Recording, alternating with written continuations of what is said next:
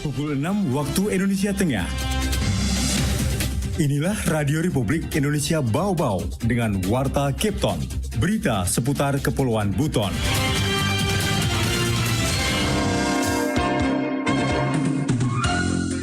Yang terpilih peringkat, artinya yang terpilih itu berarti kami harus mengambil 3 orang dari 7 orang yang dan yang peringkat pertama itu mendapatkan 19 suara.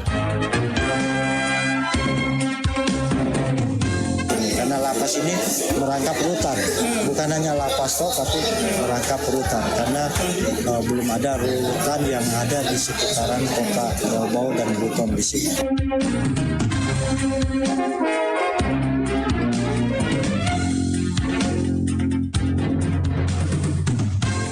Selamat pagi dari kawasan puncak Bukit Waluyo Indah, inilah Warta Kepton. Kami sampaikan pokok-pokok berita. Melalui voting, DPRD Kota Bau-Bau menetapkan 3 nama calon pejabat wali kota Bau-Bau untuk diajukan ke Kementerian Dalam Negeri. Napi lapas Bau-Bau meningkat pasca dicabutnya program asimilasi rumah oleh pemerintah pusat. Inilah Warta Kepton pagi selengkapnya hari ini Jumat 4 Agustus 2023 bersama saya Laode Muhammad Syahribul.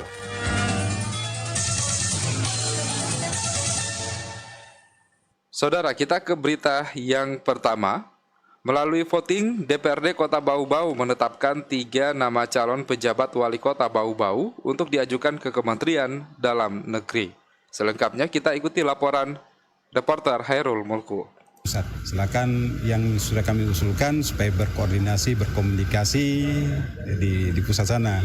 Mudah-mudahan salah satu ini bisa terpilih menjadi PJ di Kota Bau-Bau. Itu harapan kami di DPRD. Dewan Perwakilan Rakyat Daerah DPRD Kota Bau-Bau menetapkan 3 nama calon penjabat wali kota Bau-Bau untuk diajukan ke Kementerian Dalam Negeri. 3 nama tersebut merupakan peraih suara terbanyak dari 7 nama yang diusulkan fraksi-fraksi. Kemudian dilakukan voting oleh seluruh anggota DPRD Kota Bau-Bau yang berlangsung tertutup di ruang rapat paripurna Rabu sore. Saat dikonfirmasi, Ketua DPRD Kota Bau-Bau Zahari belum mau mengumumkan 3 nama pilihan dewan itu dengan alasan akan lebih dulu dilaporkan ke Kemendagri. Namun belakangan foto-foto hasil voting beredar luas di media sosial. Ketiganya masing-masing di urutan pertama Abdul Rahim yang kini menjabat sebagai staf ahli Gubernur Sultra dan PJ Sekda Wakatobi. Kemudian di urutan kedua Rasman Manafi yang menjabat sebagai asisten deputi Kemenko Marves, dan di urutan ketiga adalah Laode Daerah Hidayat yang kini menjabat Kasat Polisi Pamung Praja Pemprov Sultra. Yang terpilih peringkat, artinya yang terpilih itu berarti kami harus mengambil 3 orang dari 7 orang yang dan yang peringkat pertama itu mendapatkan 19 suara, peringkat kedua 15 suara, dan peringkat ketiga itu 14 suara. Namanya belum bisa kami sampaikan karena kami harus menyampaikan dulu ke Kementerian Kemendagri karena kami dikasih batas waktu paling terakhir itu tanggal 9 Agustus ini mereka sudah terima. Zahari mengatakan ke-7 nama yang diusulkan masing-masing fraksi merupakan putra-putri daerah terbaik yang dianggap layak dan mampu menjalankan roda kepemimpinan sebagai penjabat wali kota Bau-Bau. Di dalam aturan itu kan dari daerah setempat mengusulkan 3 nama melalui DPR-nya.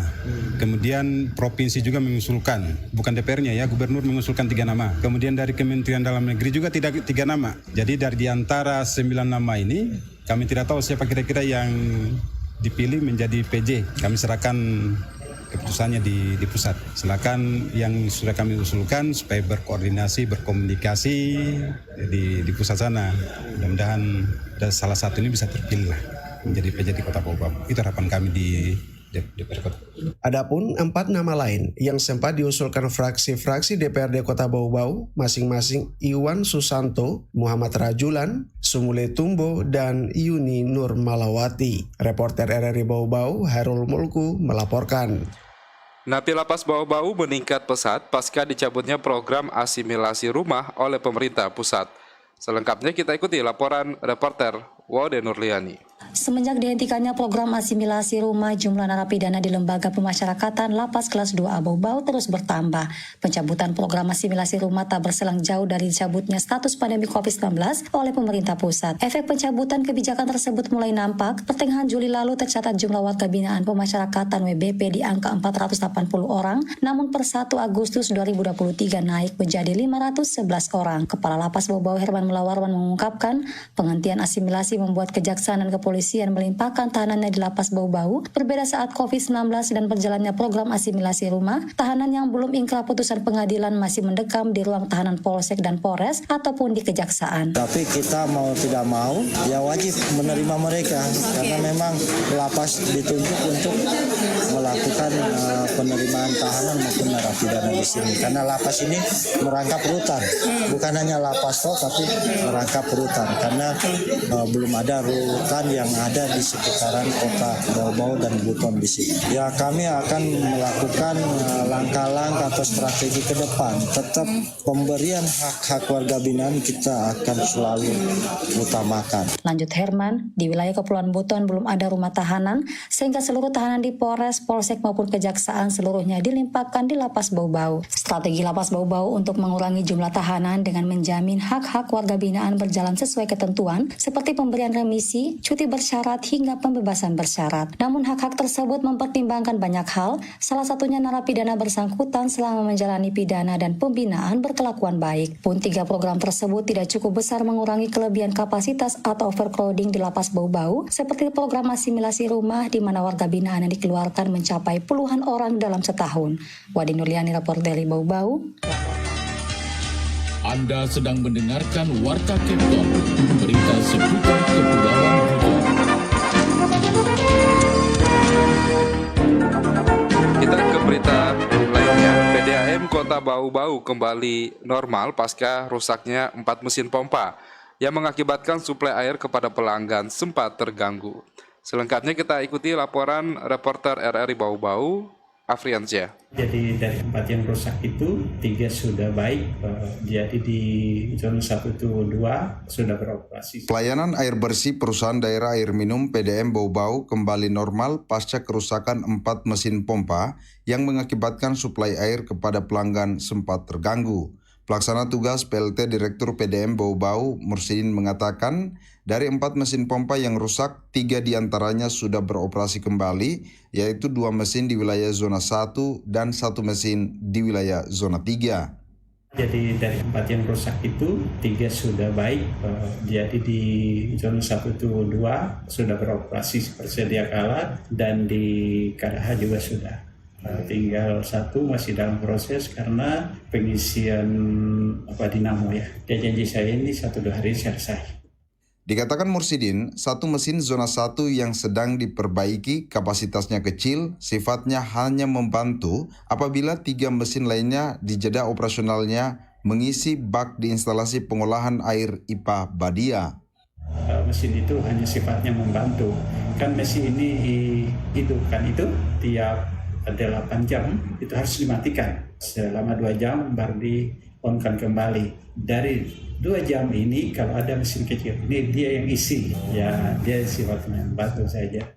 Mursidin mengatakan pelayanan air bersih PDM Bau-Bau dibagi 3 zona wilayah. Sumber air zona 1 berasal dari Kalibalanga dengan IPA-nya di Badia yang melayani wilayah Kecamatan Betuambari, Murhum, dan Batu Puaro. Kemudian sumber air zona 2 kata Mursidin dari Kali Besar dan Kali Lasora yang mengisi IPA Pala 3 melayani Kecamatan Wolio dan sekitarnya. Selanjutnya sumber air zona 3 dari Wamembe dan Keraha yang mengisi bak di Wamembe dan IPA Warruma yang melayani Kecamatan Bungi, Kokalukuna, Lea-Lea, dan Pelabuhan Murhum. Reporter RRI Bau-Bau, Afriansa, melaporkan. Per 1 Agustus 2023, jumlah warga binaan penghuni Lembaga Pemasyarakatan atau Lapas Kelas 2 Bau-Bau mencapai 511 orang. Jumlah tersebut meningkat pesat setelah dicabutnya program asimilasi rumah, di mana data yang diterima RRI dari Kepala Lapas Bau-Bau Herman Mulawarman, dari 511 napi, 1 diantaranya berada di luar lapas karena sedang dirawat inap di rumah sakit. Paling banyak dari warga binaan tersandung kasus tindak pidana umum mencapai 436 narapidana, 66 orang terjerat kasus narkoba, dan 12 napi kasus korupsi. Lanjut Herman, dari 511 napi penghuni lapas terdata residivis sejumlah 61 orang. Saat ini situasi lapas Bau-Bau over kapasitas.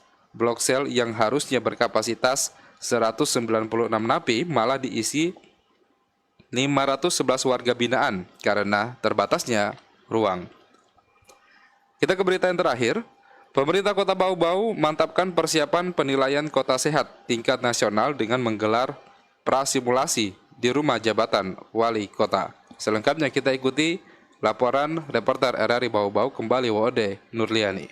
Pembina tim Kota Bau-Bau Sehat Wode Nur Santi Monianse memimpin jalannya simulasi tahap 1 verifikasi dokumen Swasti Sabawistara 2023 di rumah jabatan Wali Kota Bau-Bau, Jalan Balai Kota, Kelurahan Wale. Prasimulasi ini bagian dari persiapan penilaian kota sehat klasifikasi Wistara sebelum masuk tahap kunjungan lapangan tim verifikator nasional 31 Agustus mendatang. Sesuai agenda, verifikasi dokumen akan berlangsung 9 Agustus secara virtual yang dipusatkan di lantai 2 kantor Wali Kota Bau-Bau. Wali Kota Bau-Bau selaku pimpinan daerah akan mempresentasikan 9 tatanan kota sehat selama 20 menit, termasuk pemutaran video singkat capaian tatanan termasuk inovasi pemerintah daerah dalam mencapai target indikator tatanan kota sehat. Nur Santi sekaligus Ketua Tim Penggerak PKK Bau-Bau meminta perhatian seluruh organisasi perangkat daerah agar berkontribusi optimal menghadapi penilaian kota sehat. Selain itu mampu mempresentasikan indikator tatanan yang belum mencapai target 100%. Jadi saya kira hari ini kita tidak bisa lagi karena semua sudah dibuat,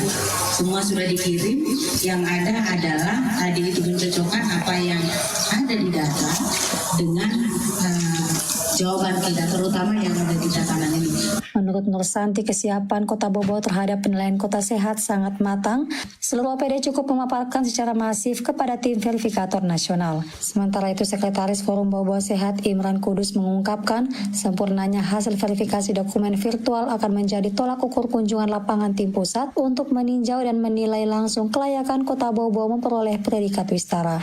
Jadi kemudian teman-teman OPD juga harus mempersiapkan juru bicaranya, dan dokumen-dokumen itu sudah kemudian dipelajari, dan di setiap tatanan itu forum menyiapkan pendamping.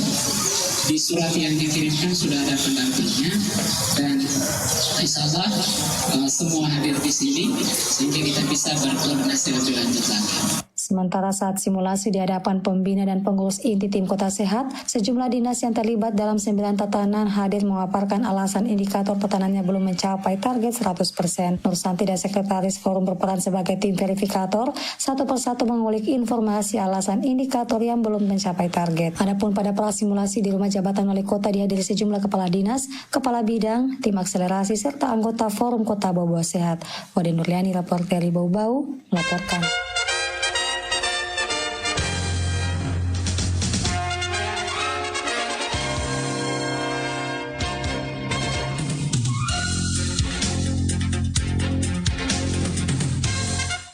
Saudara, demikian penyampaian Warta Kepton pagi hari ini, dan sebelum berpisah kembali kami sampaikan pokok-pokok berita.